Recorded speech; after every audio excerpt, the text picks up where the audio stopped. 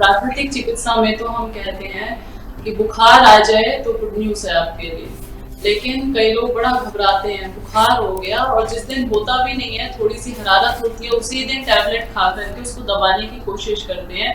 That is a very very harmful situation. सिर के अंदर बुखार खतरनाक हो जाता है।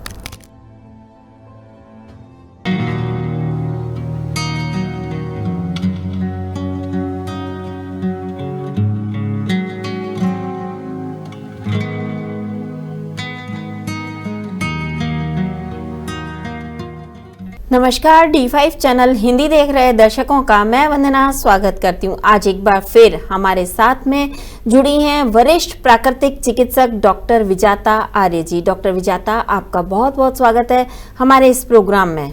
नमस्कार वंदना जी। डॉक्टर विजाता, मौसम बदल रहा है और लोग बीमार पड़ रहे हैं, उनको बुखार बहुत जल्दी हो जाता है, तो ऐसे में हम आज आपसे इसी विषय पर बात करेंगे। तो सबसे पहले आप हमें ये बताइए कि बुखार होता क्यों है? वंदना जी, मौसम जैसे ही बदलता है तो वायरल आ जाता है। वायरल कहते हैं बुखार, जुकाम, खांसी, हैजा, उल्टी, दस्त, ये सब मौसम बदलने पे आते हैं। अभी एकदम से ज्यादा गर्मी होनी शुरू हो गई है, हीट ज्यादा बढ़ रही है, तो बॉडी के अंदर हीट बढ़ने की वजह से, गर्मी बढ़ने की वजह से बुखार हो जाता है। थोड़ा बहुत भी कहीं कचरा पड़ा होता है अंदर तो वो निकलने के लिए तैयार हो जाता है, इसी को बुखार बोलते हैं। बुखार कोई अलग से रोग नहीं है, बल्कि प्रकृति का एक फ्री ऑफ कॉस्ट सर्विस है। एक प्रकृति ने सफाई करने का मौका दिया है आपको। इसको किसी भी तरह से आपको बुरा नहीं मानना। प्राकृतिक चिकित्सा में तो हम कहते हैं कि बुखार आ जाए तो गुड न्यूज है आपके लिए, लेकिन कई लोग बड़ा घबराते हैं, बुखार हो गया और जिस दिन होता भी नहीं है, थोड़ी सी हरारत होती है, उसी दिन टैबलेट खा करके उसको दबाने की कोशिश करते हैं। That is a very very harmful situation. कि बुखार हुआ नहीं, उससे पहले दवा खा ली, अब वो बुखार शरीर के अंदर जम जाएगा और बार बार होता रहेगा। अंदर ही कचरे को आपने दबा दिया। प्राकृतिक चिकित्सा कहती है बुखार आया है, जुकाम आया है, हैजा आया है, फोड़े फुंसियां आए हैं, ये सब तीव्र रोग हैं। तीव्र रोग हमारे लिए किसी भी तरह से शत्रु नहीं है, मित्र हैं। इनका हमें लाभ उठाना चाहिए। बुखार आ जाए तो समझ जाओ कि शरीर का कचरा बहुत तेजी से बाहर निकलने के लिए तैयार हो चुका है, बस हमें रास्ते खोल देने। हमारे शरीर के अंदर 4 रास्ते हैं गंदगी निकलने के। ये जब धीरे धीरे बंद होने लग जाते हैं तो शरीर भीतर से हीट क्रिएट कर देता है, गर्मी पैदा कर देता है, पूरी बॉडी को तपा देता है, बुखार चढ़ा देता है।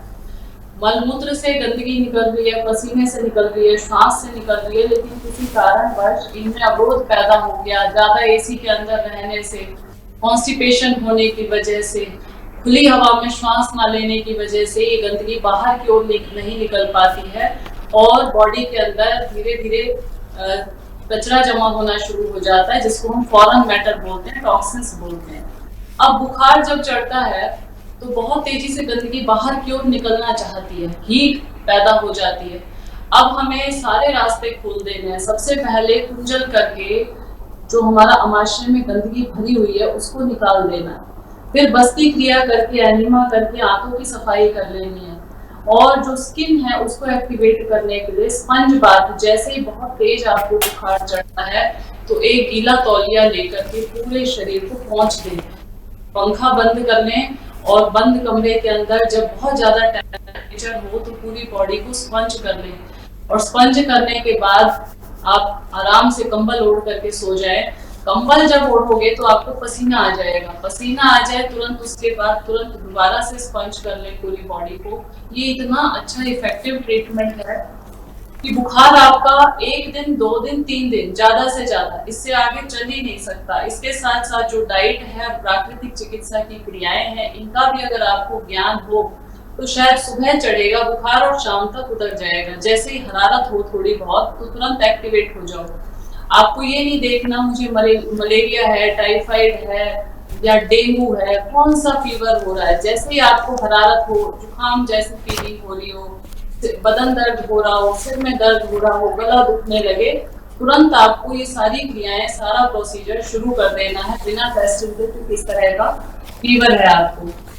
एक कहावत है हमारे यहाँ पे, ज्वर जुखाम और पावना और मंगता चार, 3 दिन करो लंघना, फेर नावत द्वार। ज्वर बुखार, जुखाम, कोल्ड आपका, पावना, खांसी और चौथा मंगता, ये चारों चीजें आपके द्वार पर आए तो 3 दिन लंघन कर दो। लंघनम परम औषधम, सबसे बढ़िया है उपवास, फास्टिंग।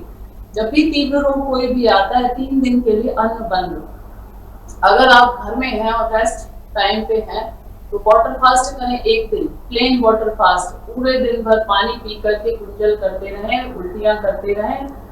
वमन कहते हैं कुंजल क्रिया, जग भर के पानी पिया और 2 उंगली गले में डाल के 90 डिग्री झुक करके निकाल दिया। तो ये 1 दिन का प्रोसीजर होगा आपका फास्टिंग का, जिसमें आप बस्ती करेंगे, पेट की सफाई जरूरी है इस टाइम, एनीमा जरूरी है बुखार के टाइम पे, और कम से कम सुबह और शाम दोनों टाइम एनीमा करें। थोड़ा नींबू डाल करके करेंगे, थोड़े गुनगुने पानी से करेंगे, पेट की सफाई अच्छी हो जाएगी। वमन कर दें, दिन में 3, 4, 5 बार तक आप पानी पी करके निकालें। और सबसे जो जरूरी इंपॉर्टेंट बात है, बुखार आते ही एक गीला तौलिया, कई बार लोग यहाँ पे टॉवल रख लेते हैं बस इतने हिस्से के ऊपर, ये नहीं करना आपको। स्वापी लेनी है जो पूरा लंबा होता है, काफी लंबा होता है, उसको गीला करें बर्फ के पानी में और उसको निचोड़ करके यहाँ से ला करके पूरा माथे के ऊपर रैप करना है और अच्छे से टाइटली बांध के रखना है। हर टाइम बांधना है, सुबह से शाम तक, और रात को सोते टाइम भी वो कपड़ा आपका सिर से खुलना नहीं चाहिए। क्या होता है, बुखार का टेम्परेचर 1 दिन बाद 2 दिन बाद बढ़ना शुरू होता है तो सिर में चढ़ जाता है, वो खतरनाक सिचुएशन हो जाती है। लेकिन जब आपने सिर में ठंडा टॉवल बांध लिया तो अब आप आउट ऑफ डेंजर हो, क्योंकि सिर के अंदर बुखार नहीं जाएगा। सिर के अंदर बुखार खतरनाक हो जाता है। और ब्लड प्यूरिफायर के लिए हमें काढ़े पीने हैं तरह तरह के, उसके अंदर नीम का, चिरायता का, गिलोय का, ये सारे काढ़े आपको घर में बना करके तैयार करने हैं, जिसमें तुलसी, अदरक, नीम, गिलोय, चिरायता, तुलसी, ये सब बॉयल कर लें सुबह और शाम। इनको पीते रहें सुबह शाम, जिससे कि किसी भी तरह का बुखार है, टाइफाइड है, मलेरिया है, सभी तरह का बुखार इससे उतर जाता है। अब हम आते हैं दूसरे दिन पर, अपना जो दूसरा दिन रहेगा। दूसरे दिन लिक्विड डाइट, नींबू पानी, ओनली खाली नींबू डाल करके, कोई शहद नहीं डालना है दूसरे दिन, और नारियल पानी, 2 चीजों के ऊपर पूरा दिन भर आपको बिताना है। चाहे तो आप इसमें मौसमी का जूस भी पानी डाल करके ऐड करके ले सकते हैं, कमजोरी ज्यादा होती है, थकावट ज्यादा होती है तो मौसमी का जूस पानी मिला करके, नारियल पानी और नींबू पानी, ये आप पूरा दिन भर लेते रहें। तीसरे दिन आप दोनों चीजें ले सकते हैं, जूस भी लें और साथ साथ नारियल पानी भी लें, नींबू पानी भी लें। लिक्विड डाइट पूरा दिन आपकी चलेगी सुबह से शाम तक। और साथ में कभी ज्यादा इच्छा हो तो पपीता है, चीकू है, ऐसी चीजें आप खाने में ले सकते हैं इसके साथ साथ। 3 दिन के अंदर अंदर बस्ती किया, कुंजल किया, लपेट लगाया, स्पंज किया और थोड़ी देर धूप में बैठे, सुबह शाम की कच्ची धूप के अंदर बैठे, सिर पे ठंडा कपड़ा लपेट के रखा, पानी खूब पीते रहे, सन बाथ कर दिया, तो हर तरह का बुखार छूमंतर हो जाएगा, भागता हुआ नजर आएगा। किसी तरह की दवाइयां, इंजेक्शन या टेस्ट करवाने की जरूरत नहीं पड़ेगी। B free from disease, diagnosis, drugs and doctors, in 4 D से अगर आपको आजादी पानी है तो प्राकृतिक चिकित्सा को सीख लें। मैं ये नहीं कहती कि आप जब बीमार हो तब आप नेचुरोपैथी सेंटर में जाएं, बल्कि ये एक ऐसा कोर्स है जिसको हर स्वस्थ व्यक्ति को सीख लेना चाहिए कि मुझे बुखार हो जाए तो मैं घर में कैसे ठीक करूं। बुखार को बिना दवाई के ठीक करने की पूरी विधि आज इस वीडियो में मैंने बता दी है कि आपको क्या करना है। 3 दिन का फास्ट करना है, प्राकृतिक चिकित्सा की क्रियाएं, लपेट लगानी है पेट के ऊपर, माथे के ऊपर, 2 लपेट जरूर लगानी है। हो सके तो गले में दर्द है, गले पे भी एक लपेट लगा लो आप ठंडे पानी की। ये दिन में 2 बार करना है, सुबह करना है, शाम को करना है। कटी स्नान, अगर घर में कोई टब अवेलेबल है जिसमें आप बैठ सकें तो एक टब के अंदर पानी भर लें और हल्का गुनगुना टेम्परेचर का रख लें, उसके अंदर आप बैठना शुरू कर दें। फुट बाथ, 2 बकेट में पानी ले लो, अच्छा है इसमें गर्म फुट बाथ, सिर पे एक ठंडा टॉवल बांध लो, 1 गिलास पानी पी लो और दोनों पैरों को गर्म बकेट के अंदर, पानी के अंदर पैरों को डिप कर दो। कम से कम 15 मिनट के लिए सुबह, शाम, दोपहर तीनों टाइम कर लो।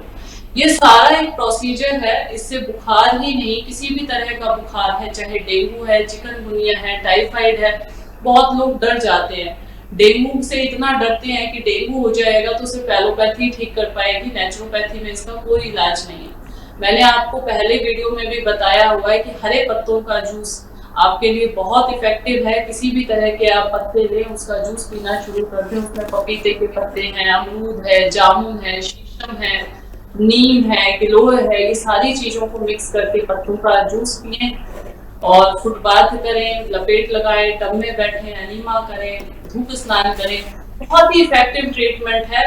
अगर बुखार को आप बिना दवाई के ठीक कर लेते हैं तो क्या होगा, आपके शरीर में एक नई ऊर्जा का संचार होगा, आपके बॉडी के अंदर से बहुत ज्यादा कचरा बाहर निकल जाएगा, शरीर में हल्कापन रहेगा, किसी तरह की कोई कमजोरी, कोई थकावट, कोई नहीं रहेगा बुखार ठीक होने के बाद। अक्सर ये होता है एलोपैथी के अंदर गोली खा लेते हैं, बुखार दब जाता है, लेकिन शरीर थका रहता है, हर समय काम करने की इच्छा नहीं होती, जोड़ों में दर्द रहना शुरू हो जाता है, सिर में भारीपन रहना शुरू हो जाता है, शरीर में सुस्ती है, एनर्जी की कमी हो जाती है।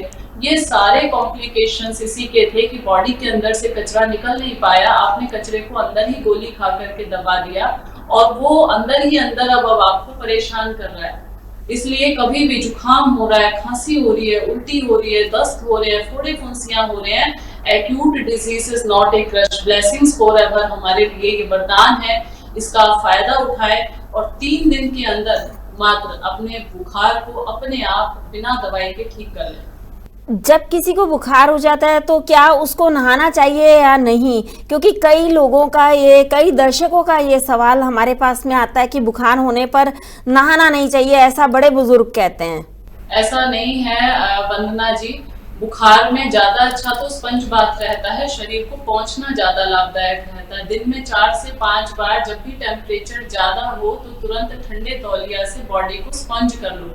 लेकिन नहा भी सकते हैं, ना नहाने का कोई ऐसा लॉजिक नहीं है कि आपको नहीं नहाना है, बल्कि शरीर गर्म है तो उसको ठंडा करने के लिए बोला गया है, तो हम ठंडे पानी से प्राकृतिक चिकित्सा में नहलाते हैं। लेकिन एलोपैथी वाले लोग मना करते हैं कि ठंडे पानी से नहीं नहाना, क्योंकि रिएक्शन होता है, एकदम से ठंडा पानी डालते हैं तो अंदर से विकार निकलने के लिए तैयार हो जाता है और सिम्टम बहुत तेजी से ऊपर आ जाते हैं। इसलिए एलोपैथी मना करती है नहाने के लिए, लेकिन प्राकृतिक चिकित्सा में हम शरीर को अंदर से साफ कर रहे हैं और साफ कर रहे हैं तो ऊपर उभाड़ नहीं आएगा, क्योंकि हमने बस्ती करके पेट की सफाई की हुई है, कुंजल करके हमने एसिड को बाहर निकाला हुआ है। अब अगर एसिड अंदर है और फिर आप इस तरह से गर्म ठंडा नहा लेते हो तो वो या तो आपको पित्त निकल आता है शरीर के अंदर या ऊपर से वॉमिटिंग फीलिंग हो जाती है।